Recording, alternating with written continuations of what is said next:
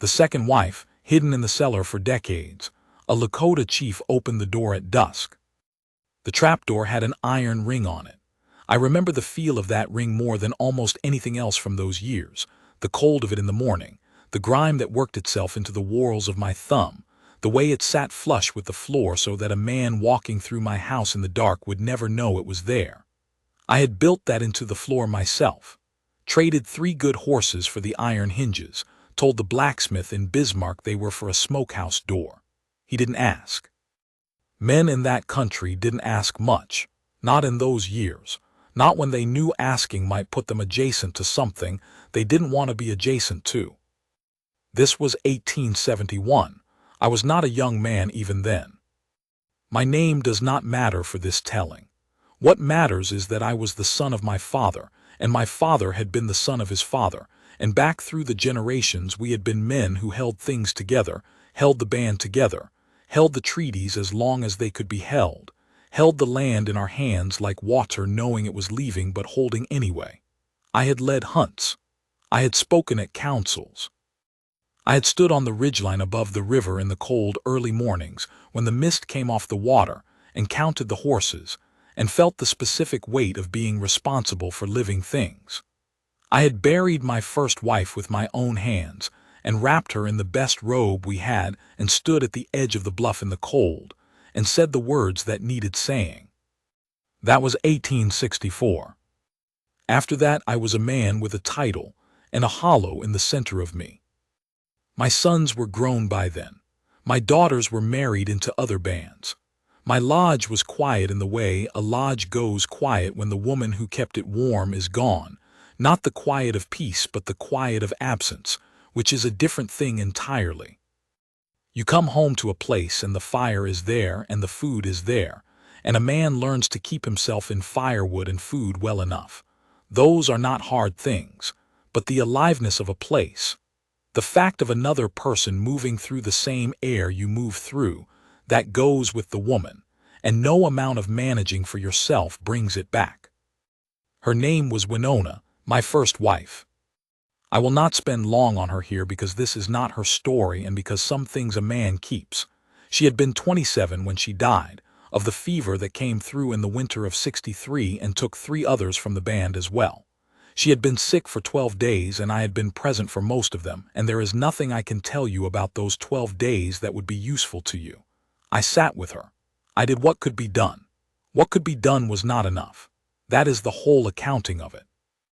What I will say is that by 1869 I had taken a second wife. Not for the reasons a young man takes a wife, not for want of warmth in the robe, though I am not going to pretend that was nothing. I took her because there were pressures in those years that pressed on everything, and some of those pressures required the kind of calculation that I am not proud of, but will not pretend I didn't make. The agency men were tightening their grip on what could move and who could trade, and what relations were recognized as legitimate and which were not. The new forts were going up. The cattle outfits were pushing up from the south, and they brought men with them who needed things and who had money to pay for things, and who did not particularly care what was on the land before they needed it. Into all of that there was a trader named Garfield Prout, who had a way of placing himself between the band and things we needed. Flour in the bad winters, ammunition, word about troop movements that he sometimes had access to before we did. He was not a good man in the clear moral sense of that phrase. He was a man who saw which way things were going and positioned himself to make money from the going of them, which is a kind of competence, if not a kind. He had a daughter he wanted placed with someone of standing. I understood what he was doing.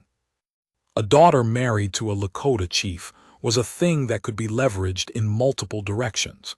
It gave him standing with the band, gave him someone inside who would benefit from his continued usefulness, gave him a kind of protection if the balance of things shifted. I understood all of that, and I made the calculation and I went ahead. Her name was Cecilia. She was 22. She had her father's pale eyes and her dead mother's Matey's blood, and she had grown up between worlds the way some people do, not quite belonging to either, which I understood better than I was able to say to her at the time.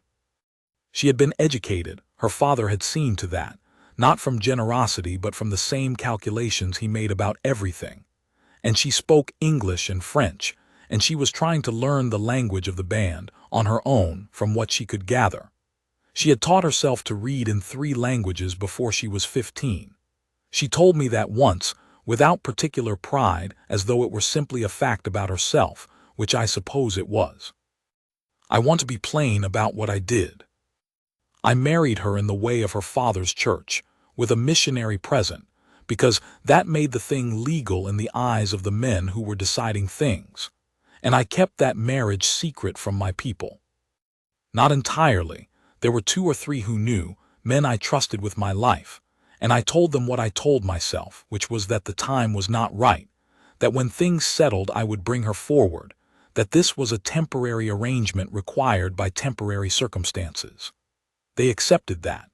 Either they believed it or they made the decision to act as though they believed it, which amounts to the same thing in the short term and to very different things over a longer stretch of years. I brought her to the edge of my land, to a small house I had built in a draw where a creek came down off the high ground through a stand of cottonwoods that went gold in September and bare in October, and in between those 2 states were about 10 days where the light coming off those trees was the most beautiful thing in that country.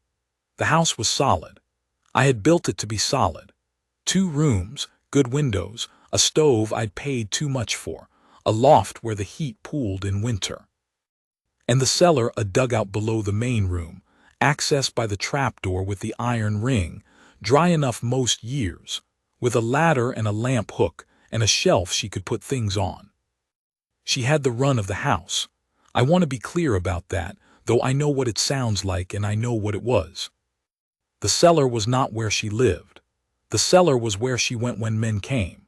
She had the house, the garden she made on the south side of it, where she grew things I had never tasted before, pale root vegetables, an herb she'd learned from her mother that she used in everything, and that I came to associate so completely with that house that I cannot smell its like anywhere without being back in that kitchen. She had books. I brought books when I could, traded for them in town, carried them wrapped in oilcloth against the weather. She had the creek and the cottonwoods and the particular silence of a draw in winter when the snow comes in sideways off the high ground and the world becomes a small contained thing. When men came, and twice they came, agency men on horses who wanted to account for where the chief lived and who lived with him, she went to the cellar and I dropped the trapdoor and covered it with the rug she'd put over it exactly for that purpose, and stood in my own house and answered questions I was asked. I told the agency men I lived alone on this land. I told them the small house in the draw was a hunting camp. I told them the garden was tended by a woman from the band who came seasonally. They looked around with the particular half-attention of men who are going through the motions of an official duty, and they wrote things in their ledgers and they left. Each time after they left, I would lift the rug and open the trapdoor and she would come up from the cellar into the light, and she would look at me in a particular way. Not angry, not reproachful exactly. Something more considered than either of those, something I had no name for then and have a better name for now. She was taking account. She was looking at me and registering what she saw, filing it away, building a picture of who this man was that she had married and what he was willing to do. Not judging in the sense of condemning, but seeing. That clear-eyed seeing of hers was a thing I came to dread in those moments, not because it was unkind, but because it was accurate. I told myself it was protection. There were men in that country who would have used her against me, her father's blood, the fact of the marriage, all of it could have become a pressure point, a thing to pull on. There were men who would have used her against herself. I was not wrong about that. The times were genuinely dangerous, and the kinds of men who carried ledgers into the draws of the territory to count who lived where were not separate from the kinds of men who made things difficult for people they decided they had reason to make things difficult for. I was not constructing excuses from air. The danger was real. But I was also not telling the whole truth, not to her and not to myself. The whole truth contained this also, that I was a man who had learned to hold the surface of things intact while the underneath of things went its own way, and having a wife who was visible would have required a different kind of holding, a more complete kind, a kind that exposed the man doing the holding, not just the surface he maintained, and I was not ready for that. I am not certain I was capable of it in those years. I had spent so long being the one who was looked to that I had lost the ability to be the one who was seen, to be the one who was examined rather than the one who examined. Cecilia, with her clear pale eyes and her considered silences, examined me, and I kept her where I could manage the examining rather than be fully subject to it. I told myself it was temporary for 11 years. This is not a short story. I am an old man telling you something that took a long time to happen, and I want you to understand the length of it, the accumulated weight of 11 years, the seasons stacking up, the thing becoming what it was through the slow accretion of days that each seemed manageable, and that together made something that wasn't. She was 33 when I opened the trapdoor that last time. She had been 22 when I first closed it over her. Those years, I could see them in her face, not as ruin but as settlement, the way a good timber settles into its frame and takes on its permanent character. She had not collapsed into those years. She had grown into them, grown into herself more completely than I had perhaps anticipated. The woman I had married had been intelligent and resilient and curious about the world. The woman I found in that house after 11 years was all of those things with a depth behind them that those years had put there, or found there. She had always had it, I think, but the years had clarified it, pressed it down into its final form the way time clarifies and presses. I had not given her the life I owed her. What she had made inside the life I actually gave her was better than anything I had managed with everything I had available to me. Let me tell you about some of those years, since I am asking you to feel the weight of them. The winter of 1874 was the worst for the band. The buffalo were diminished already, but that winter they did not come at all, not in the numbers we needed. The agency rations were late and short, and I spent 3 months moving between camps and councils, and the agency office in a state of barely managed emergency, trying to trade for what I couldn't procure and procure what I couldn't trade for and hold together people who were right to be falling apart. I did not come to the house in the draw from October until March. 5 months. When I arrived in the spring, she was thinner than she should have been. She had managed. Her garden carried her through most of the winter. She had salted and put up more than I had known, and she was capable and careful and not given to panic. But she had been alone in that house for 5 months in a hard winter, and she was thinner than she should have been, and I sat at her table and looked at that and felt something in me that I did not act on. I made a calculation. I told myself the urgency was elsewhere. I brought her more flour and I stayed 4 days, and then I went back to the urgency. She never reproached me for that. That is what I remember. She could have. She had standing too. She simply adapted to what was and kept her own counsel about what should have been, and her keeping of that counsel is something I carry as its own kind of weight. In 1876, after the summer that changed everything, I came to her shaken in a way I hadn't been since Winona's death. Not shaken by what had happened in that summer. I will not name the specific events for you. You know what summer that was in the territory. But by what came after it, the long reckoning that followed, the sense of having done what needed to be done and understood already that the doing of it would cost more than the not doing would have cost, which is the particular torment of a certain kind of decision. I came to the house in the draw, and she opened the door and I sat at her table, and I did not speak for a long time, and she did not require me to. She made food and she put it in front of me, and she sat across the table and she read her book, and after a while I started talking, and she put the book down and she listened, and she asked the questions that needed asking, sharp and specific, questions that cut through the way I was arranging the story for myself and got to what was actually underneath it. She had a way of doing that, of finding the underneath thing without making you feel accused of having buried it.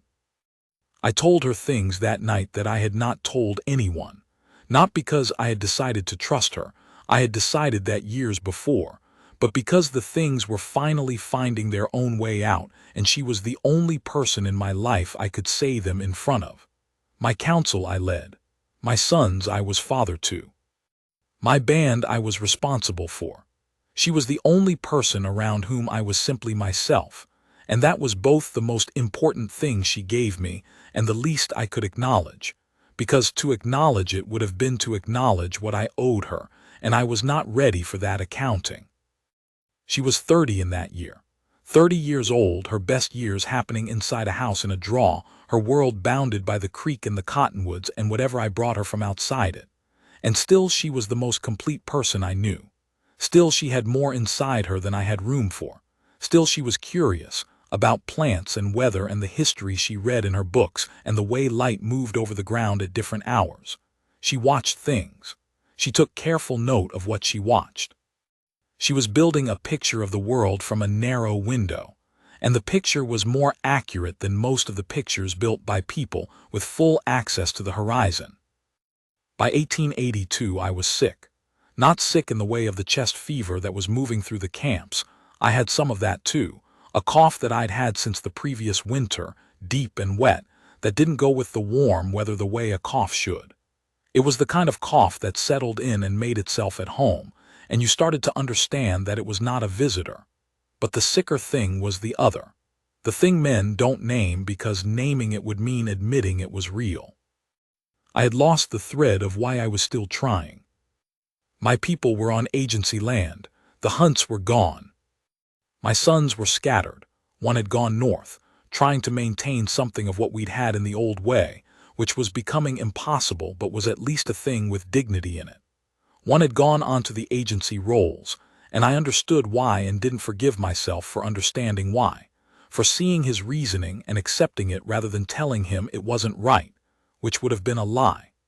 The councils had become exercises in managing the pace of diminishment rather than debates about direction.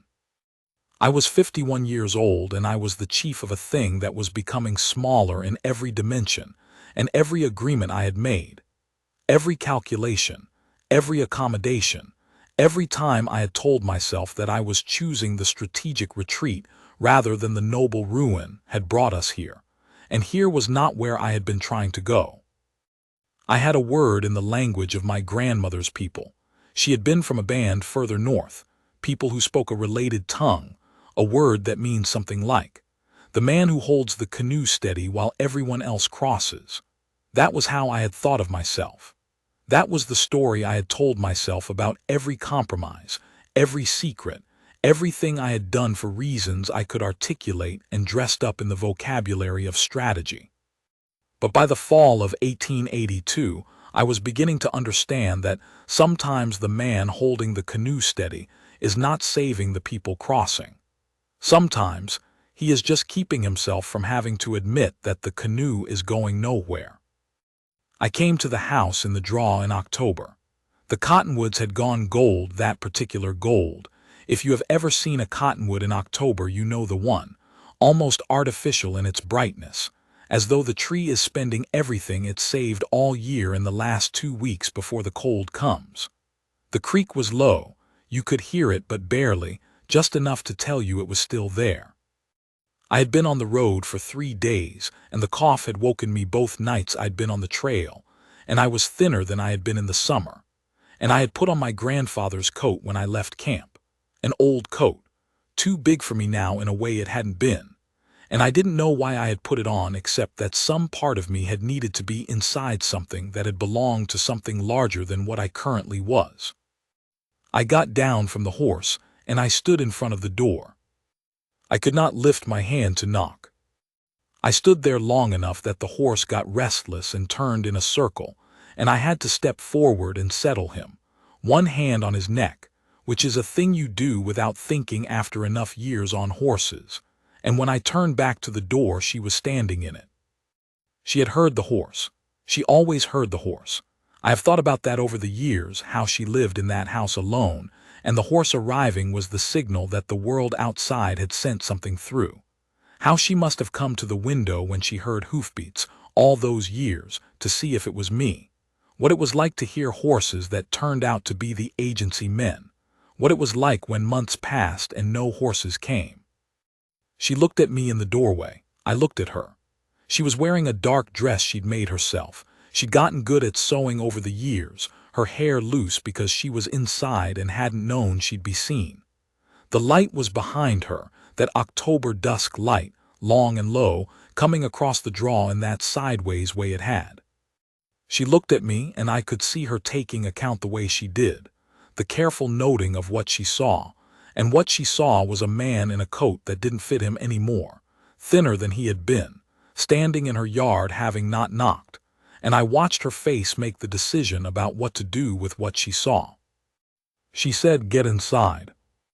Not "come in," not "it's good to see you," not even "hello." Get inside the way you say it to someone who is about to fall down in the yard and you have decided, before they have decided anything, that you are not going to watch that happen. I got inside. She put me at the table. She put a tin of water on the stove without asking me anything, not whether I wanted it, not what I needed, because she could see what I needed. The water heated and I sat at the table, and I looked at the table she had made from planks I'd brought her, a table that was better made than the one in my lodge. She had a careful way with wood, careful about joints and levels in the way careful people are careful about the things they put their hands to. The surface was smooth and had a dark grain running through it, and there was a book on the corner of it, open face down to hold her place. Her natural history book, she had 3 or 4 of them by then, a particular interest she'd developed in how living things arranged themselves and what connected them. The house smelled like the root vegetables she'd pickled and put up. She had more jars than usual. The whole south wall of the cellar was jars. She'd had a good growing year. And like the cedar wood she burned, a dry cedar from up the draw, which was a specific smell, not like any other wood, clean and a little sharp. There was something else underneath those smells, something that was just the smell of the house, a combination of those years of living in it, that I cannot describe to you in a way that means anything but that I can tell you hit me in a way I was not prepared for. It smelled like somewhere real, like somewhere specific that existed for its own reasons and not as an extension of anything else. I had spent so many years moving through spaces that were defined by what they needed to be, the council space, the lodge that was a chief's lodge, the agency office with its papers and its ledger and its particular staleness, that I had forgotten what a place smelled like when it was just itself, when a person had lived in it and made it theirs. She set the tin down in front of me and sat across the table and looked at me with those pale eyes that had never been unkind and had also never let me get away with anything, and she said, "How long has the cough been like that?" I told her since spring. She looked at me, she said, "And you came here in October." I didn't say anything to that. She said, "Because you didn't want to be a burden." I told her that wasn't it. I told her something about the council work, about things that needed managing, about time. She said, "Liar." She said it without heat, without accusation, in the exact tone you would use to state a fact that both parties already know.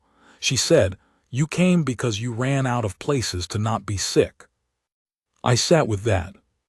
She was right, and we both knew she was right, and what I felt, sitting across that table from her, was not shame exactly.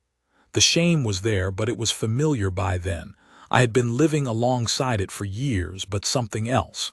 Something like being out in the open after a long time under cover. She had done that to me before with her questions, but this was different. This was her naming a thing I had not been able to name myself, which was that I had come here because here was the only place left where I was allowed to be a man who was struggling rather than a man who was managing. She made me drink the water, which had in it a powder from her medicine kit, a kit she had built up over 11 years from what she could gather, and what she could trade for on the twice-yearly trips I brought her to the edge of the town, for not into town, that was too visible, but to the edge of it, where certain trades could be made with certain people who asked no questions. She knew plant medicines, and she knew the medicines that came in the small bottles from the apothecary, and she had spent those years learning which was which, and what they did, and how to use them. Not from any teacher but from the books and from paying close attention, which is the only real teacher for a person with the discipline to use it. She made me eat. I don't mean she asked or suggested.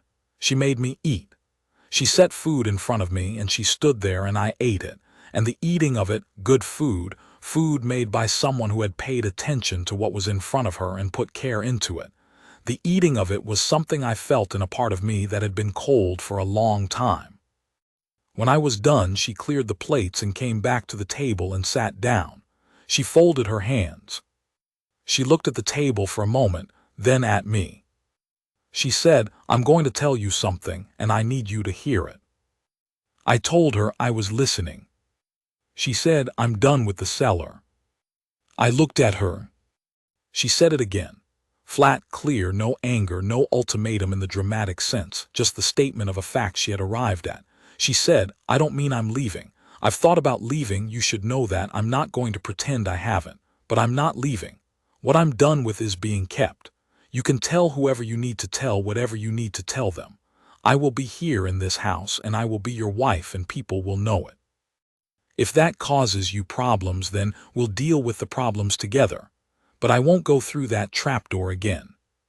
Not for agency men, not for anyone.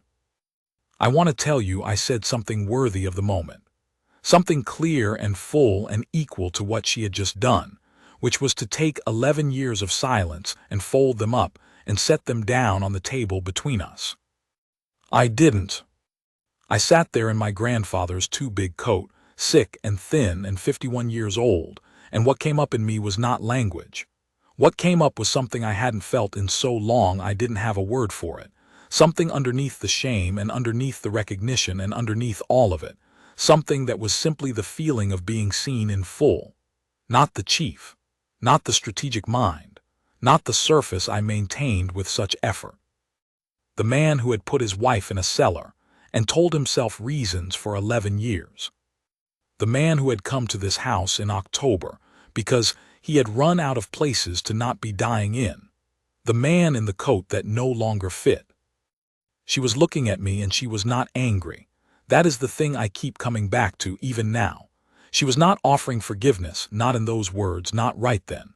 That would come slowly, over time, in the way real things come, worked out between people in the ordinary daily fabric of shared life rather than declared in a single moment. What she was offering was simpler and harder than forgiveness. She was saying, "I see you. All of what you are and all of what you've done and all of what the last 11 years actually cost. I see it. And I'm still here, and I'm choosing this, not because I don't have somewhere else to go. I could go. She could go. She had known that for years and had stayed anyway, which is not the same as having no choice. But because I am not done with this man, this difficult and failing and sometimes hiding man, because there is something in him that I decided is worth the choosing. I put my face in my hands. She let me do that for a minute, just sat across the table while I did it, did not come to me, did not make sounds of comfort, did not perform anything. Just let me be a man with his face in his hands until I was done. Then she came around the table and she stood beside me, and she put her hand on the back of my neck. Her hand was warm. That specific warmth, not the warmth of a robe or a fire, but the warmth of a person, a living person with her own heat in her. She put her hand on the back of my neck and I felt it go all the way through me. She didn't say anything. I didn't say anything. The stove ticked as it cooled at the edges while the center held heat. The cottonwoods were a sound at the edge of hearing, whatever wind was in the draw, her hand on the back of my neck. That was dusk in October 1882. In the morning I went out and tended her horse and my own, and when I came back and she had breakfast made and we sat at the table, and she told me about what she'd been reading, this natural history. The author had theories about how the plants in a given place came to be there, what forces shaped which plants grew where and why, and I listened to her talk about it. I listened in a different way than I had listened to her before, or maybe it was the same and I was different. She had theories of her own about how his argument applied to what she saw in the draw and the hills around it.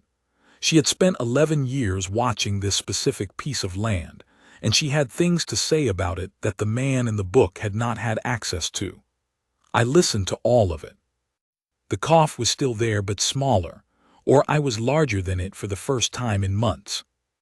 I stayed 8 days. I had not stayed 8 days since the first year of the marriage. There were things in the world outside the draw that required my attention, and I addressed them by not addressing them for 8 days, which was the first genuinely free thing I had done in a long time. She nursed the cough with the things in her kit, and with the food she made, and with the particular medicine of simply being present with another person without agenda, which I had not had enough of. When I left on the 8th morning, the cough was quieter. 3 weeks later, I came back. That was faster than I had come back in years. I came back because the pull of it was different now. I was not coming to rest in a secret. I was coming towards something I had finally admitted was real. In between the visits, in the council meetings and the agency negotiations and the long, cold days of managing what could be managed, I thought about her differently. Not about the house in the draw, not about the secret and its maintenance, but about her. About the conversation at the table, about what she was reading, about what she thought about the land we were both living on. Hers from the window of a house and mine from the back of a horse, but the same land, the same hills and sky and particular quality of October light. She had always been real. I had kept her from being real in my public life, which does not change what she actually was.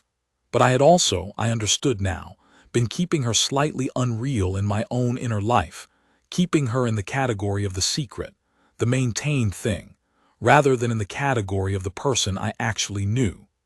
The step she had taken, at dusk at the door, had taken her out of the first category and put her firmly and irrevocably in the second. And the second was uncomfortable in a way the first had not been, because a real person makes real claims, and I had been avoiding real claims for a long time. In November, we rode into town. Not the agency town. There was a settlement to the south that was less official, more mixed, a place where various kinds of people came and went without too much accounting being done. We rode in together. She wore a dark coat and rode well. She had gotten good on a horse in those years. She had a horse of her own, and the draw had given her plenty of room to ride without being seen. We went to the trading post and we bought things we needed, and she chose them herself, stood in front of the shelves and made her own decisions, which I watched with a feeling I could not immediately name. It was the first time she had been in a public place as my wife. There were people who looked. There were people who said nothing and people who said things to each other in voices they intended me to hear, and I heard them, and I addressed one comment in a way that ended that particular line of commentary. She did not look at me when I did that. She was looking at the shelf in front of her, at the things on it, choosing what she chose. She was not performing unconcern. She was actually unconcerned, or had decided to be, which by this point was the same thing. She had made her peace with the world before the world had made its peace with her, and the world was going to have to catch up. The agency town was harder. We went there in December because there were things to be addressed there that required my presence, and I brought her. There was an agency official named Hartwell who made a comment that I will not repeat here. What I will say is that I addressed it clearly enough that he wrote something in his ledger and said nothing further on the subject.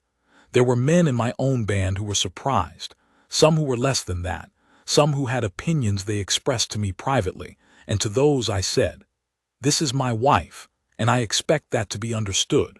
Most of them, over time, came to that understanding.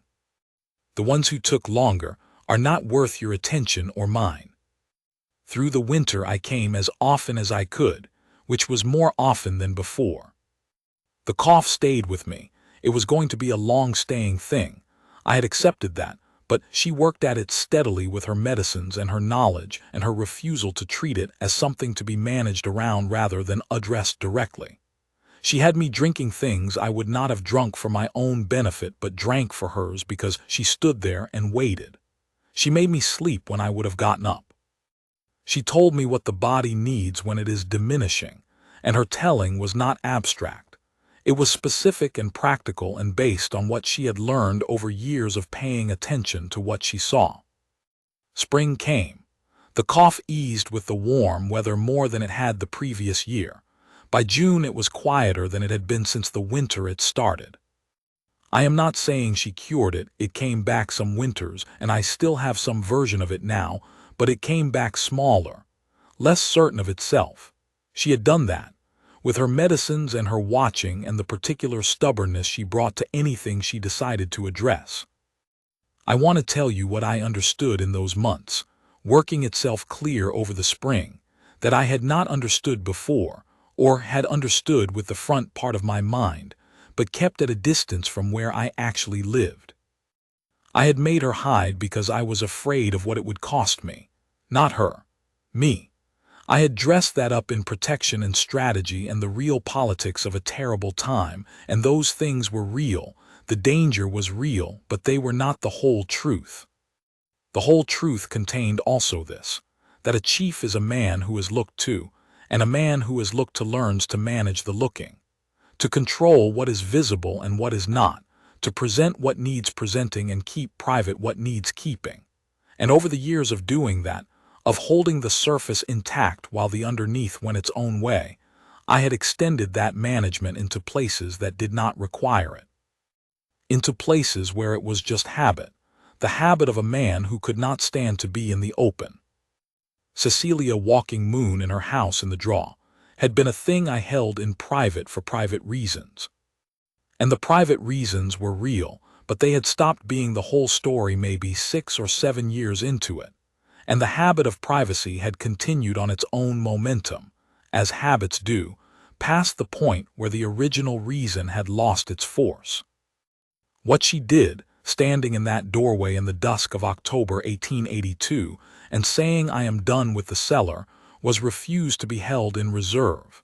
She stepped herself out into the light and she said, "This is what is real, and I will not be part of the pretending any more, and if it costs something then we will pay it together. Together." She said the word together with a weight that said she had thought about whether it applied and had decided it did, that we were a together even if it had been a hidden one, and that she was choosing to bring the together into the open whether or not I was ready. That took more courage than anything I did in those years. I have sat with that, and I have not been able to arrive at a different conclusion. The decisions I made in the councils and the negotiations and the hard winters, those required a certain kind of courage, the kind that comes from responsibility, from having people whose lives depend on what you do. The courage she showed was different. It came from a place that had no external requirement. Nobody was depending on her to stand in that door and say what she said.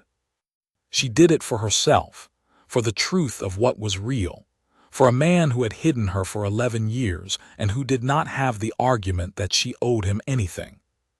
She chose freely, knowing everything, that is the thing. I had spent my whole adult life being a man who was looked to, who was asked to decide and judge and carry weight, to be chosen by someone who had full access to the accounting of who I was and what I had done and who chose anyway, not because they had to but because they decided to. That was something I did not have a category for. I had been valued as a chief, as a father, as a man of standing in whatever standing remained. I had not been chosen in the way she chose me. With eyes open, in full and deliberately. It took me time to learn how to let that in. A man who has spent decades managing the surface of things does not immediately become a man who can be in the open. We had arguments in the first year, real arguments, the kind that come when two people are figuring out how to be real with each other rather than performing their arrangement. She had things she'd kept quiet for 11 years that found their way out now that she had given herself permission to be fully present, and some of them landed hard, and I didn't always receive them well. I said things I had to come back and account for. She said things she came back and reconsidered. That is what a real thing looks like, which is different from what a maintained surface looks like. What a real thing looks like also is this: she got up in the night, When the cough woke me, which it did on the bad nights, she got up. Not every time, she's not a young woman doing a thing for the first time and still impressing herself with her own endurance. She got up when it needed it, and she did what needed doing, and she went back to sleep. Without performance, without making me feel the weight of what she was doing, just getting up, doing the thing, going back. That is the texture of devotion, not the declaration of it. The declaration is one moment. The texture is 10 years of nights. I am older now, a great deal older. My hair is white and has been for some time. The cough comes back most winters, and I know its shape now, how long it will stay, what it needs. The agency land is what it is, and I stopped fighting that particular fight some years back, not because I gave up, but because I redirected what I had left toward the things that were still movable. There are always things that are still movable. The man who says nothing can be moved is usually the man who has stopped looking. Cecilia is here. That is the plain fact that everything else arranges itself around. She is here, in a house that is not hidden, on land that is ours, and she tends her garden on the south side of it and reads her books and talks to the people who come with the clear directness of a woman who spent 11 years deciding exactly what she thought about things and has no reason to be indirect about it now. People in this territory know her as my wife. Some of them knew before the rest. It doesn't matter anymore, the order in which they came to know. The trapdoor is still in the floor. I left it there. I've thought about pulling it up and laying new boards over the hole, making it as though it had never been, and I've decided against it each time. Maybe because I owe it to what happened in that cellar, to all the times she went down the ladder and I closed the ring over her, to not pretend it didn't happen. Maybe because the things a man does that he isn't proud of are part of what he is, and making them disappear doesn't unmake them. The rug is over it, the same rug she put there for covering when the agency men came, and she steps over it with the same matter-of-factness she steps over the creak in the third board from the left of the window, which I have fixed twice, and which continues to creak. Some things are just features of the floor you live on. She found a flower last spring on the hillside above the draw, a pale thing, small, blooming in a crack in the shale where there was no obvious reason for it to be. She didn't know its name and spent the better part of a morning trying to describe it to me precisely enough that I might have seen something like it. I hadn't. She was delighted by not knowing what it was, genuinely delighted, not performing curiosity but expressing it, the real enthusiasm of a person who is still interested in what the world puts in front of her. She pressed it in her natural history book, and wrote a description in the margin in her particular handwriting, small and precise, the handwriting of a woman who spent 11 years making careful note of what she observed. I watched her do that. I watch her often in the ordinary moments of the day, in a way I didn't allow myself to watch her for a long time, because watching her too closely meant seeing too clearly what I was doing to her. I watch her now without that interference. I watch her move through the kitchen, the way she reaches past the shelf for the smaller pot, the way she keeps her left hand slightly lower than the right. A thing her mother did, she told me once, a long time ago. I watch her at the window in the mornings when the light comes into the draw early and hits the garden first, before it hits the house, and she stands at the window and looks at what the garden is doing. I think sometimes about the man who stood in that yard in October with his hand not lifted to knock, who had come because he had run out of places to not be dying, who needed a woman to say, "Get inside," before he was able to step through a door. That man needed a lot of things he didn't know how to ask for, and she gave them to him without requiring that he know how to ask. She will find a name for the flower eventually. She usually does. She is patient about that, about finding names for things. She'll look through enough books or ask enough people, and eventually the name will surface, and she will note it in the margin next to the description she already wrote, and that will be that. I'm glad she's out there looking. I'm glad she opened the door.